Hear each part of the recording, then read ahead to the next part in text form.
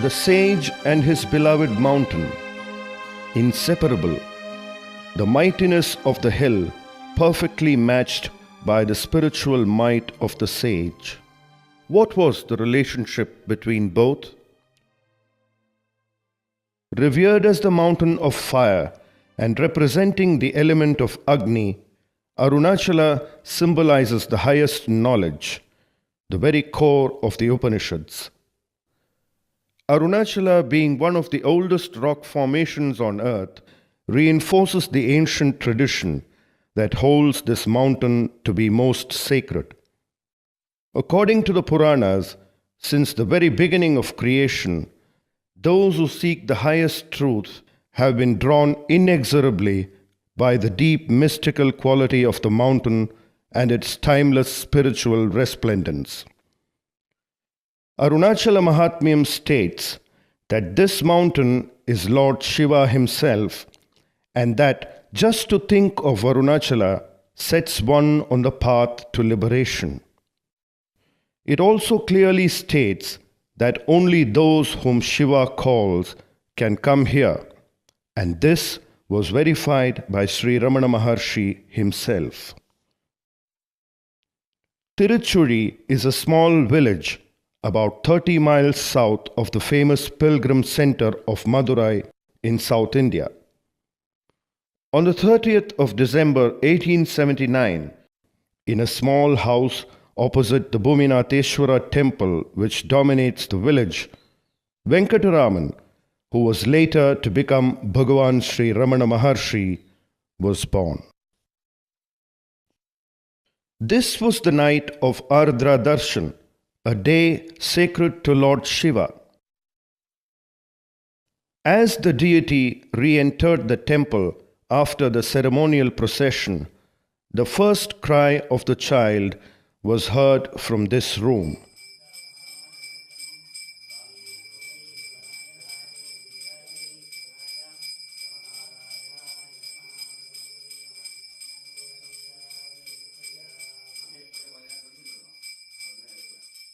Bhagavan's father, Sundaramayar, an uncertified pleader, was much revered by the people of the village and surrounding areas. He was a man of integrity, and even robbers respected him and left him untouched. Sundaramayar and his wife Alagammal were both deeply religious. They were noted for their generosity, and they kept an open house where both pilgrims visiting the temple and the poor were invited to take food. Venkataraman, the second of 4 children, grew up as an average boy. There was nothing particularly distinctive about his early years except that he was a deep sleeper. For his elementary education, he attended schools in Tiruchuri and for a short time in Dindigul.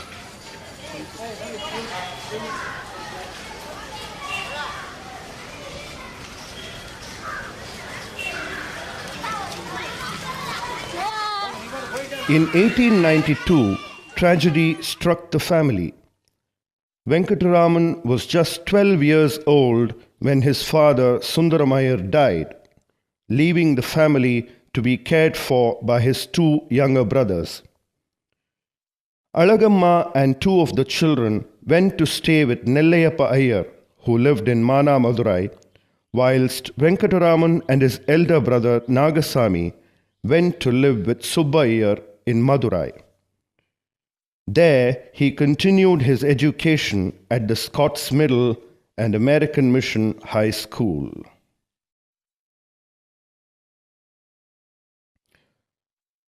It was apparently by accident that Venkataraman heard about Arunachala when he was 16 years of age. One day, an elderly relative of his called on the family in Madurai. The boy asked him where he had come from. On hearing him mention Arunachala, a strange, inexplicable wave of emotion swept the boy's heart. He then asked, "What? From Arunachala? Where is it?" and the relative replied that Arunachala was Tiruvannamalai. The act of destiny had begun.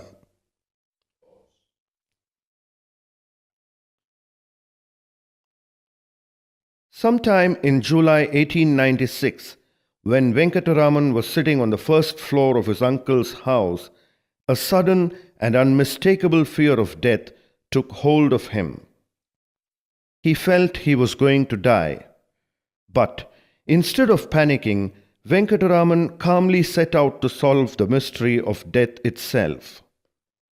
He proceeded to find out what it was that died. In a flash, it dawned on him that death was for the body alone. The true being has no death. For the young lad, such realization was not the result of logical thinking. There was no time involved in the process. The supreme reality, Satchidananda, that is ever present, was revealed. From that day onwards, Venkataraman lost all interest in outward life. A studied indifference characterized his behavior. Previously, he would go routinely to the Meenakshi temple and stand before the deities. But now he began spending more time there. He would stand silently before the images of Nataraja, Meenakshi, and the 63 Tamil saints. And as he stood there, tears would flow copiously from his eyes. On the 29th of August 1896, Venkataraman was carrying out an imposition in Bain's grammar given to him by his English teacher. Suddenly, he realized the futility of this, and laying aside the books, he sat bolt upright with eyes closed in inner absorption. His elder brother Nagaswami, who was watching Venkataraman's behavior, admonished him, saying, "Why should one who behaves thus retain all this?" His meaning was quite clear. Why should one who preferred meditation to his social duties continue to stay in society and profess to go on with study? Such expressions had been used several times during the previous weeks by his elder brother, but they had not been taken seriously. This time, however, it went straight to Venkataraman's heart. Yes, he thought, what my brother says is true. What is the purpose of my remaining here any longer? Immediately, the thought of Arunachala that had given him a thrill in the previous November came to the forefront and filled him with an all-consuming urge to leave. Is this not the all-powerful calling me? Yes, he decided. This is the call of Arunachala. He sought for a means to go to Arunachala, but it must be done secretly, and it must not be within the power of his relatives to trace him and drag him back. He told his brother that he had a special class at school and that he had to go.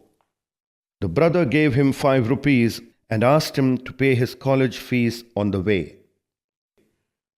Providence had now provided Venkataraman with the means to travel. He hastily turned to an old atlas for the route, but this did not disclose the Villupuram-Tiruvannamalai branch railway line opened in 1892. He noted from the atlas that Tindivanam railway station was the nearest to Tiruvannamalai, and surmising that 3 rupees would suffice to carry him to Tindivanam, he left the balance of 2 rupees with a letter amidst his brother's books and set off for the railway station. I have, in search of my father and in obedience to his command, started from here. This is only embarking on a virtuous enterprise. Therefore, none need grieve over this affair. To trace this out, no money need be spent. Your college fee has not yet been paid. 2 rupees are enclosed herewith. Thus,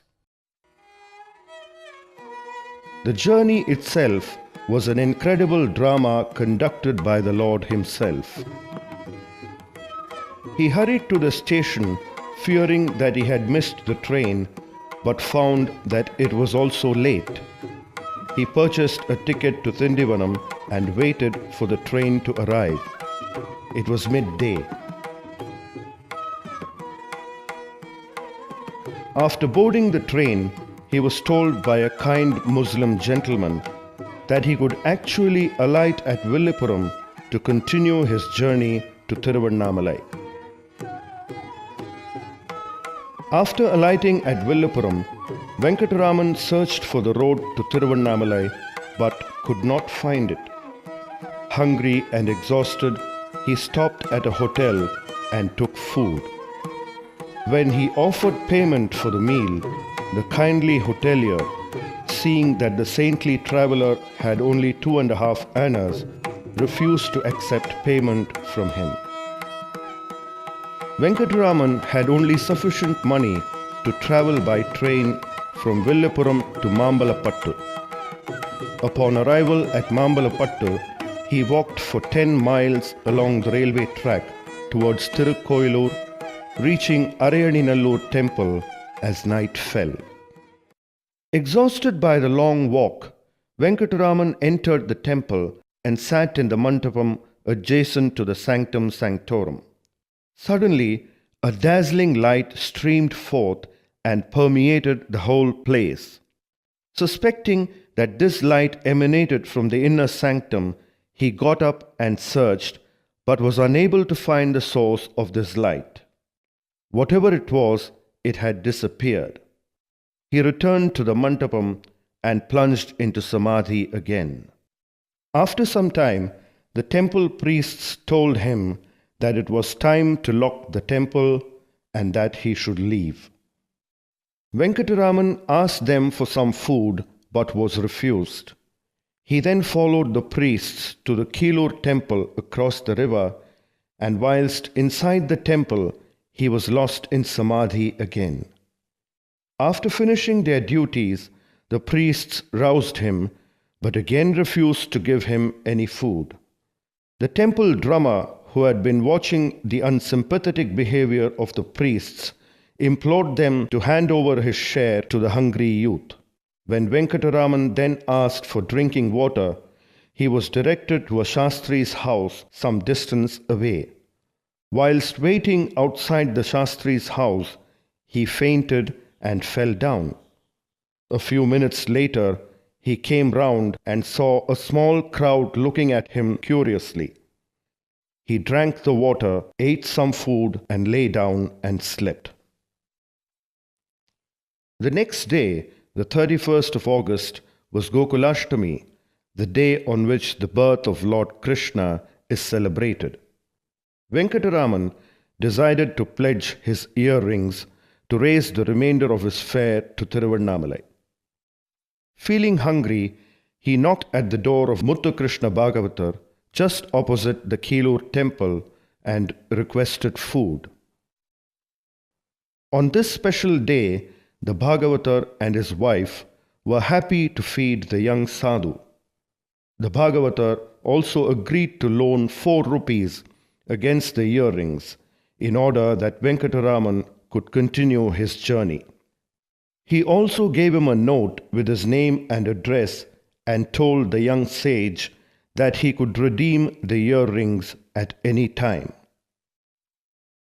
After discarding the note, Venkataraman went to Tirukkoilur railway station, where he slept the night upon discovering that the train to Tiruvannamalai did not run until the following day. The next morning, he boarded the train for Tiruvannamalai. This was the last journey he would ever make.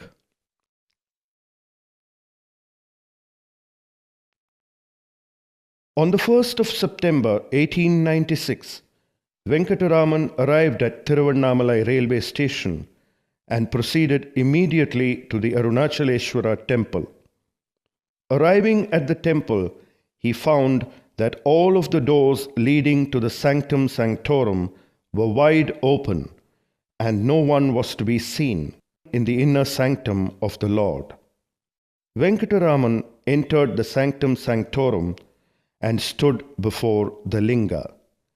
He had come home.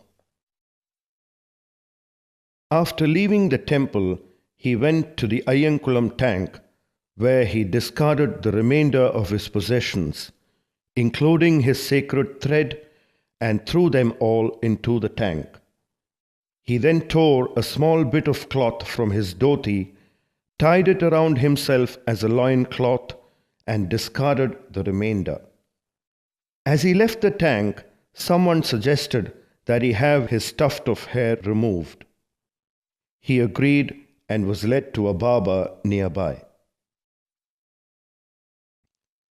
His physical transformation complete, he set off to the temple again, but before he reached it, a sharp shower of rain bathed him, thus fulfilling the scriptural requirement that one bathes before renouncing the world. After leaving the Ayyankulam tank, the young sage returned to the temple, where he took up residence in the 1,000-pillared hall. Venkataraman stayed within the 1,000-pillared hall for a few weeks, during which time a well-known saint by the name of Seshadri Swami began to take a fatherly interest in the welfare of the young sage, who was now known as Brahmana Swami. A number of youths took a less benevolent interest in him, throwing stones at him and playing pranks. This caused Venkataraman to move to the dark and damp underground cellar known as Patala Lingam, where the youths dare not enter. During his time there, ants, scorpions, and many other insects bit and tore into his flesh. The few weeks that he spent there were a descent into hell, but the young sage nevertheless sat unconcerned, immersed in the bliss of being. Finally, at the instance of Seshadri Swami, he was physically carried from the underground cellar by concerned sadhus.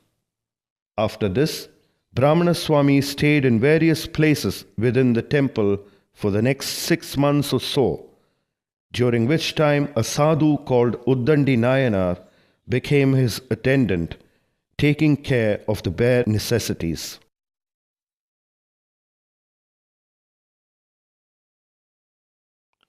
In February 1897, at the suggestion of a wandering sadhu named Annamalai Thambiran, Brahmana Swami moved to Gurumurtham, where a devotee named Palani Swami joined the young sage and dedicated the remainder of his life to serving him.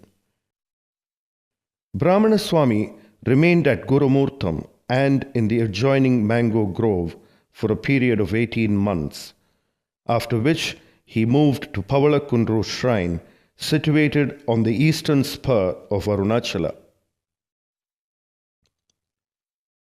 It was here in 1898 that his mother, accompanied by his elder brother, found her son after a prolonged search. The mother tried in vain to persuade Venkataraman to return with them. Venkataraman even refused to speak with her. However, after repeated entreaties by his mother, the young sage wrote the following on a piece of paper.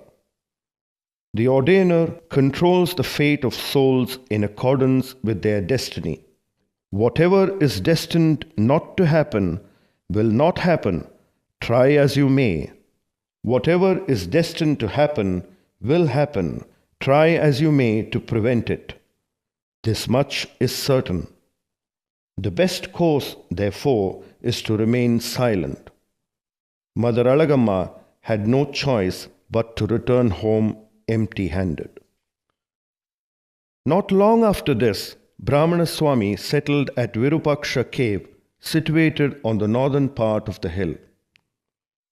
In the 17 years that the sage lived here, many momentous incidents took place.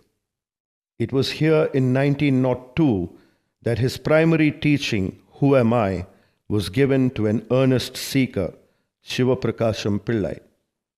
It was here in 1907 that the great scholar Kavyakanta Ganapati Muni had his doubts cleared on the meaning of true tapas. It was the grateful Muni who gave Venkataraman the name Bhagavan Sri Ramana Maharshi. It was also here that great devotees like Manavasi Ramaswamy Iyer, Echamma, Mudaliyar Patti, Ramanatha Brahmachari, Gambhiram Seshayar, and the first Western devotee, F.H. Humphreys, and many others met the sage. Some of them took it upon themselves to serve him. Others received spiritual instruction from him. It was at Virupaksha cave that Sri Bhagavan composed many of his poems, including the famous Aksharamanamala. It was also here that the Ramanastuti Panchagam, a compendium of 5 poems, was composed in his praise by the mysterious devotee Satyamangalam Venkatarama Iyer. Bhagavan also translated into Tamil Advaitic works like the Devi Kalottaram and Adi Shankara's Viveka Chudamani at the Virupaksha cave.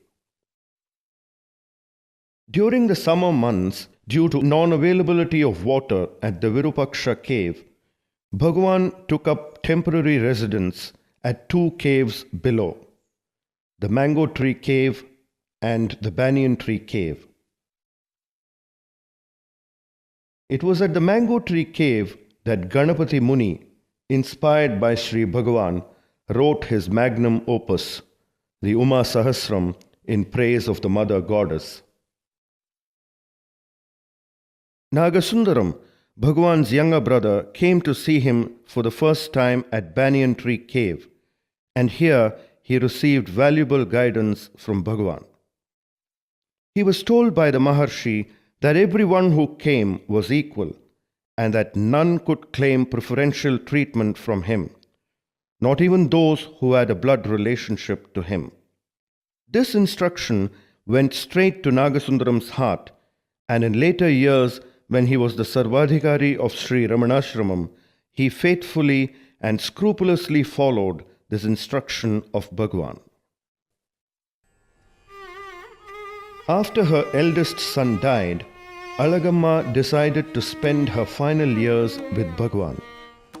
She had visited him twice in the intervening 16 years on her way to and from Tirupati. Now she had come for good. She joined him at Virupaksha cave. It was she who was responsible for starting a kitchen and cooking on a daily basis for Bhagavan and the devotees.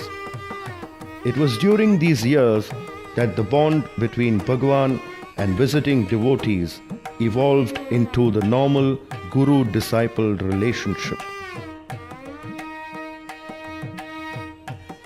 Because of constraints on the size of Virupaksha cave and the unreliability of the water supply, Bhagavan and his ever-growing number of devotees moved to Skandashramam, which is situated a little above Virupaksha cave and where a perennial supply of water was available. Skandashramam was built by a staunch devotee, Kandasamy, and here Bhagavan stayed for a period of 6 years.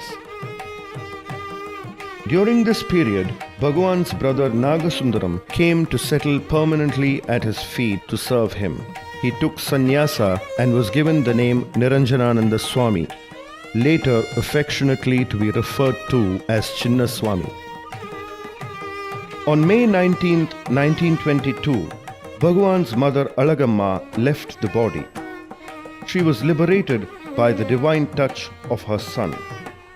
Alagamma was buried at the foot of the southern slopes of the hill, and a small tomb was built over her remains. 6 months later, in December 1922, the Maharshi permanently settled down near his mother's samadhi. The move to the foot of the hill was welcomed by older devotees and visitors alike, who found it increasingly difficult to climb the mountain to the caves. In the beginning, the ashram consisted of just a few thatched sheds, including one over the mother's samadhi. A well was excavated at a precise spot indicated by Bhagwan, and even today this well rarely goes dry. Life was very simple in those days. A small thatched room was built for visitors to stay. All who came were treated with absolute equality by Bhagwan. This easily discernible quality, which cannot be faked, exemplified his true Advaitic state and his core teaching that all is only the self. All kinds of people came to the ashram for Bhagwan's darshan, from kings to the poorest of the earth. None were excluded from his presence, and every seeker who came found that their lives were never the same again. In 1927, a hall for Bhagwan to stay and give darshan was built a little away from the mother's tomb and adjacent to the well. Near this hall, an office was constructed, and in 1938, a large dining hall and kitchen were built to provide for the increasing number of visitors and devotees.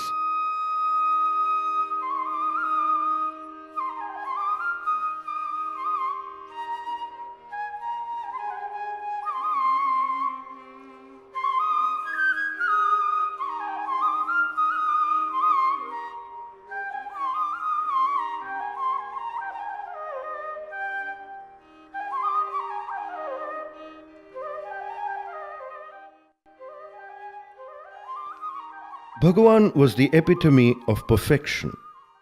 He brought excellence to whatever he did. He helped the cooks in the kitchen by cutting vegetables, by grinding lentils and pulses.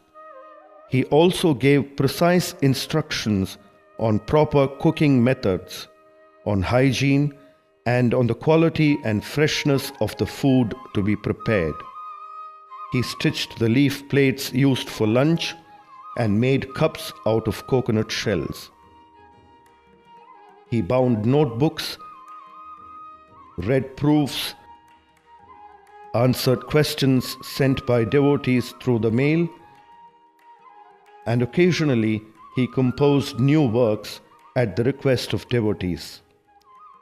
He also translated and corrected classic Advaitic texts. The list is endless. Through all this, Bhagwan sought to impress upon all who came into contact with him the necessity to strive for perfection in whatever one did. This, he maintained, was not only a prerequisite, but also an absolute necessity for spiritual progress. The elevated spiritual atmosphere within the ashram continued throughout this difficult period in history, and even in times of apparent material struggle, Bhagwan steadfastly refused to ask anyone for anything, and he strictly forbade others from doing so. But somehow, everything that was necessary for the smooth functioning of the ashram would be miraculously brought by devotees and visitors, even down to the smallest item. This Upadesha served to prove Bhagwan's teaching that God provides everything for those who have truly surrendered to Him. Bhagwan always ensured that whatever food came to the ashram was shared equally amongst all who were present, including all of the ashram workers, devotees, visitors, and animals alike. No one received special treatment, and should anyone even attempt to give Bhagwan more than that given to others, he would refuse to take it. Paul Brunton, a journalist and author from Britain, visited the Maharshi in the early 1930s. The grace of Sri Bhagwan so overwhelmed him that Brunton, upon returning to England, wrote about his experiences in India with particular emphasis on Sri Bhagwan and his teachings. His book, A Search in Secret India, made the Maharshi famous throughout the world, and from the four corners of the earth, devotees began to take up the arduous journey to the ashram at the foot of Arunachala. From the early 1940s, the number of visitors to the ashram increased considerably, and yet, even amidst the chaos and catastrophe that enveloped the world during that decade, the ashram continued to be an oasis of peace and tranquility.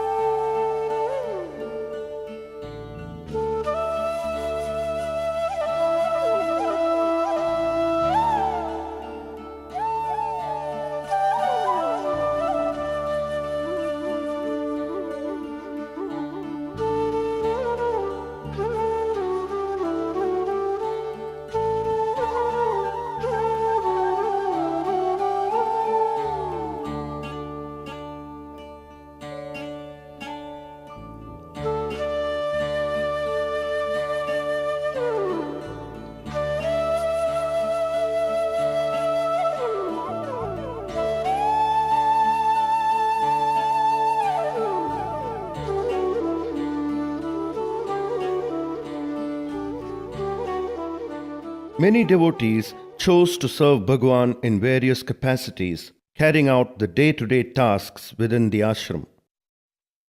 Some kept diaries recording the Maharshi's conversations with visitors. Most prominent amongst these were Munagala Venkataramaya, who kept a record of conversations between 1935 and 1939. These were later published under the title of Talks with Sri Ramana Maharshi.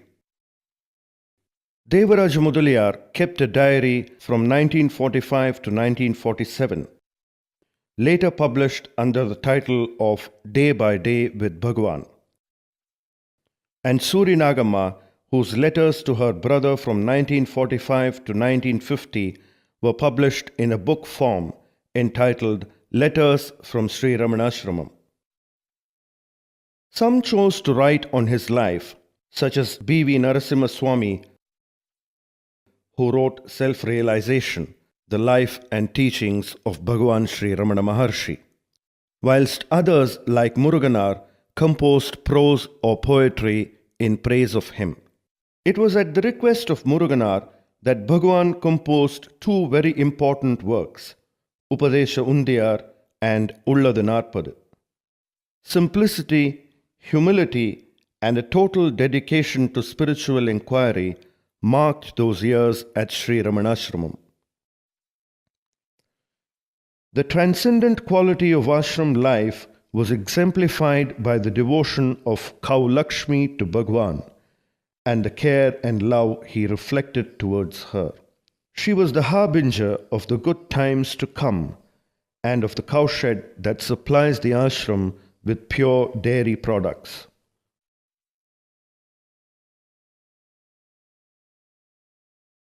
Monkeys, squirrels, peacocks, dogs, and many other creatures exhibited an equal devotion to Bhagwan, and his supreme grace was reflected in return. In fact, there was absolutely no difference between man and beast in the way they were treated by Bhagwan.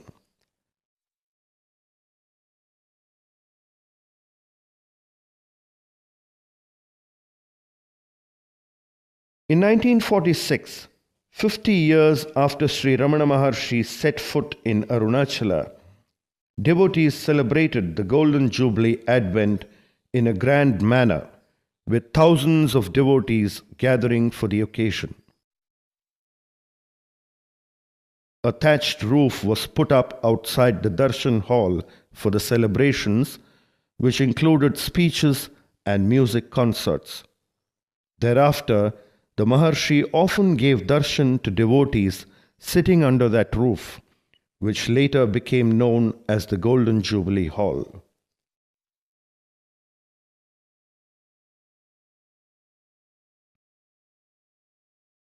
In 1939, the building of a temple over the tomb of Bhagwan's mother was begun. It was constructed according to strict agamic rules, and Bhagwan oversaw every detail of its construction. It was completed in 1949 and the Kumbhabhishekam was performed. A perfect monument dedicated to the woman who gave birth to one of the greatest sages mankind has ever known. A Sri Chakra was consecrated inside the sanctum sanctorum of the shrine as a symbol of the mother. A larger darshan hall was constructed in front of the temple, and Bhagwan moved there after the Kumbhabhishekam.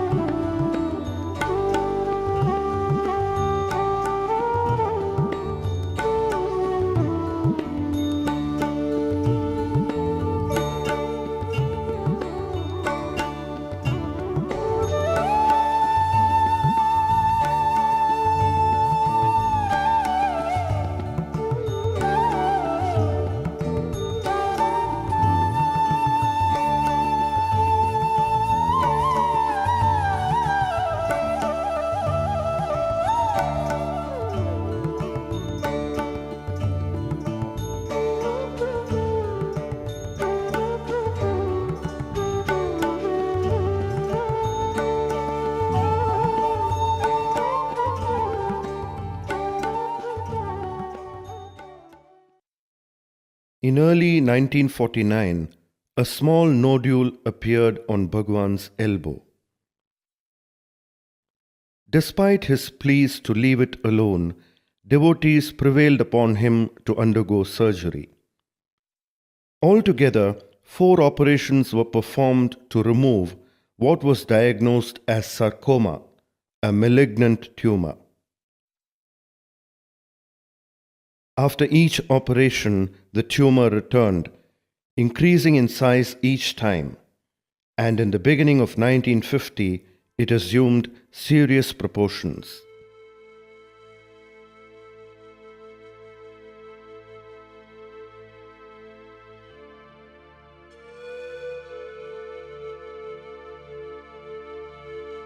Bhagwan was moved from the darshan hall to the small room opposite, where he remained until the end.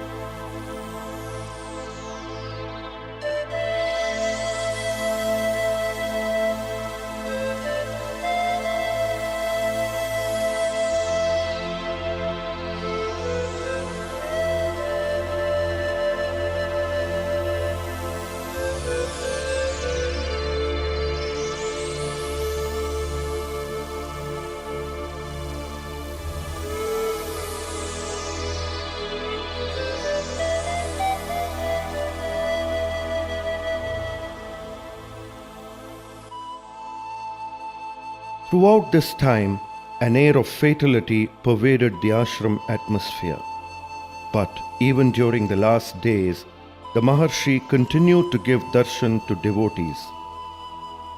Each and every devotee was a recipient of Bhagwan's special grace.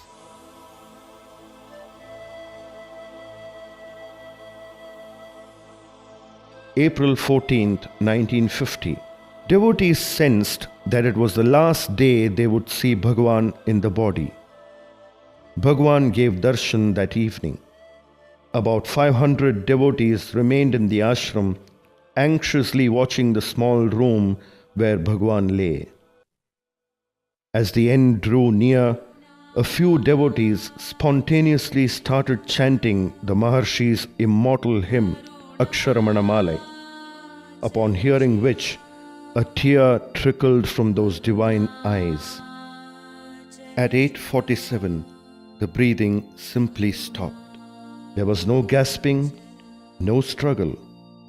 At that very moment, what appeared to be a meteor with a cool blue light moved slowly across the sky from the south and disappeared behind Arunachala.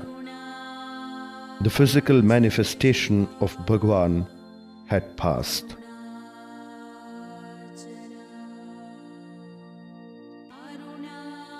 He had taken permanent abode as the supreme light in the hearts of his devotees.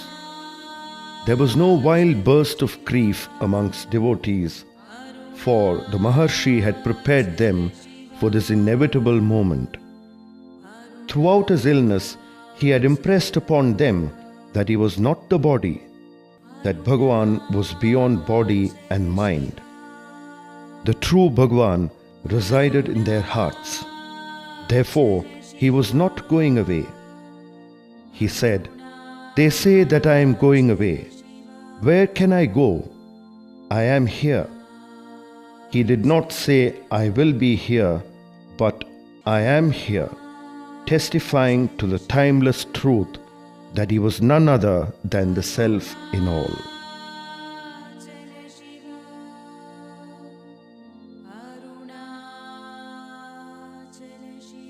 Where indeed could he go? For is he not the eternal truth that shines forever?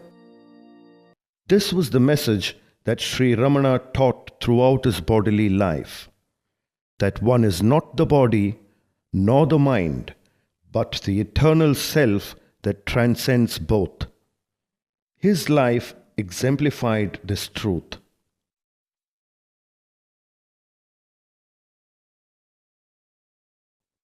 In the days and months to come, devotees found its echo outwardly. Those who came back to Sri Ramanashramam after many months discovered that the Maharshi's promise was indeed true. Everyone felt the powerful presence of the Master, whether one sat in front of his tomb or in the hall where he gave darshan for more than 20 years.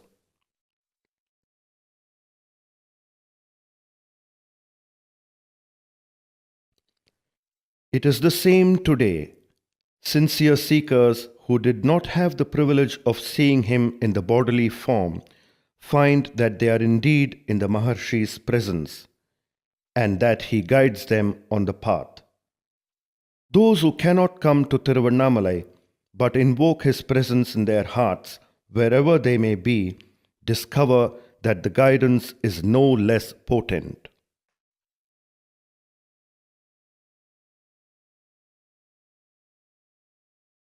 Bhagavan nurtured in his devotees a love and devotion towards the Arunachala hill. For so deeply had the Maharshi identified himself with Arunachala that devotees perceive in it the physical manifestation of their Sadguru. Circumambulation of the hill remains a sacred oblation with the devotees of Bhagavan Sri Ramana Maharshi and is a potent help in their quest.